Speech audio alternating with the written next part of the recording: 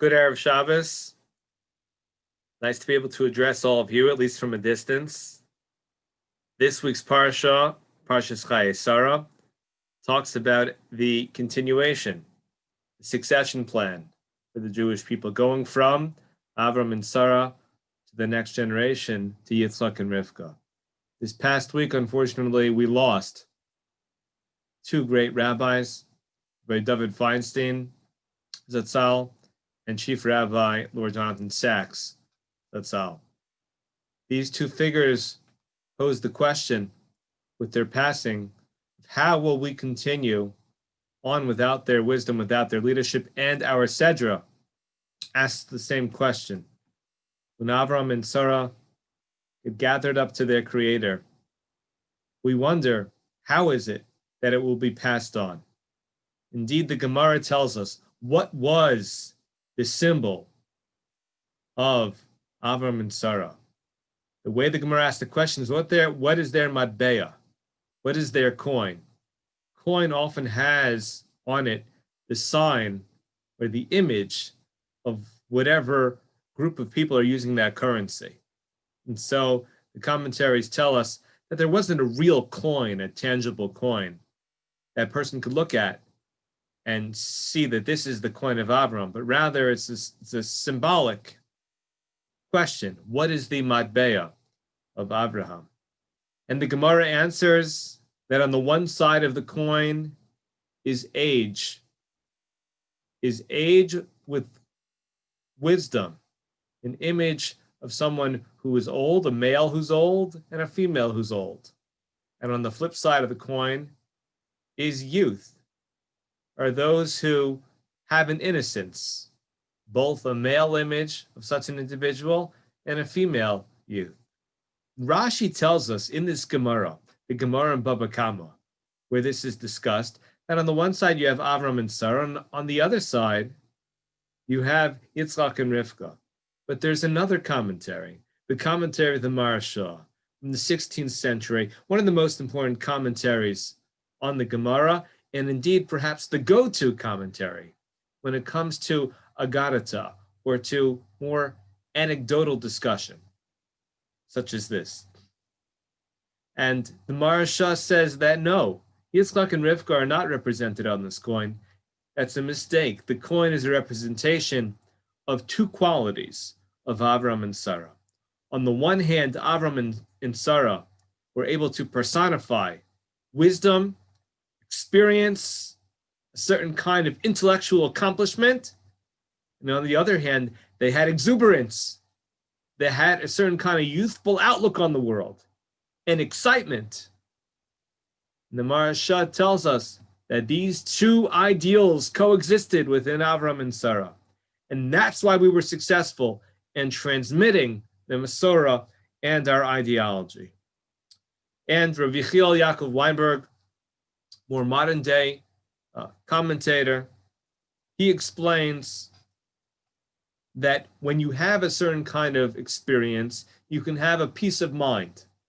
That peace of mind allows you to be able to go through life and accomplish without always being attacked with worry or anxiety. On the other hand, you have a strength of heart with a youthful exuberance.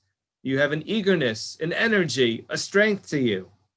And that's what Avram and Sara had. And oftentimes, you don't see those go hand in hand. And that's why the Gemara tells us that there was this exceptional character to Avram and Sara, that they had that great sagacity, that great sage-like quality, and at the same time, a great energy. And that's how they lived throughout their life. Sara, indeed, as we're told, was 127 when she passed away, 127. Why does it tell us that? Because she had this youthfulness to her. Indeed, the Rav, Rabbi Soloveitchik, when talking about Sara, tells us that she was able to live her entire life the same way, with a unique kind of young energy. And we're told as well that how to understand this, that they had a relationship, a special marital relationship, where they had a passion one for another. As in their youth, they had that in their older years. They had a love which grew over time, but also had that kind of romance when they were younger, Avram and Sarah. They lived a well-balanced life. And we see from this that scholarship keeps a person young. You're able to take that which we've experienced and that which we know, and we're able to incorporate it into our daily living so that we don't get terribly concerned. And that's the purpose of knowledge.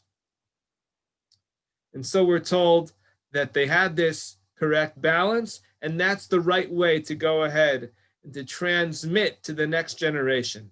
That when they had the zest to go ahead and to spread their ideals throughout the world and throughout their society, so they were able to do that because of the energy. And on the other hand, they were able to do that because they had the wisdom, because they lived their life saying how could they obtain and retain the knowledge that came with life experiences. At the end of the day, we're told that Avram, he was the first person to have age, to have the impression of age upon his face. What does that mean? So Chazal tell us that until the generation of Abraham, 20 generations, people did not age. When they passed away, you couldn't tell it on their face. You couldn't tell it on their skin. There was no external sign of aging. And Abraham said, this is very difficult. People are consulting with Yitzchak. They're consulting with me. I look the same as Yitzchak. And he asked Hashem to show signs of aging. After all, inside, he had all these trials and travails, the 10 nisyonos, the 10 tests from God, the last one being the binding of Isaac. And he had this exile from his hometown, where he left his hometown because of the monotheism that he was able to be the representative of, and that philosophy. But it never showed on his face, and the aging allowed him to have and give humanity. He was the first one to have this sense of wisdom and life experience make an indelible impression. But we shouldn't think, and that's why the commentary is so important, we shouldn't think that in any way that diminished his vigor.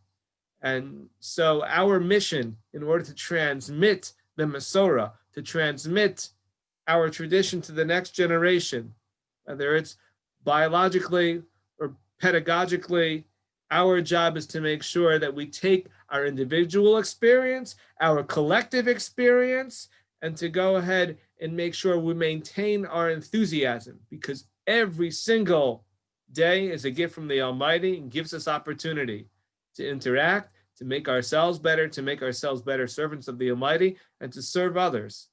And so, Yehirat Somni, it be Hashem's will, that we read our Sedra this week and have that necessary inspiration to combine this coin, the matbeya, as the Gemara says, of the character of youthfulness and the character of wisdom, to combine them into a force for the sake of Torah, for the sake of our values. Thank you and have a wonderful Shabbos.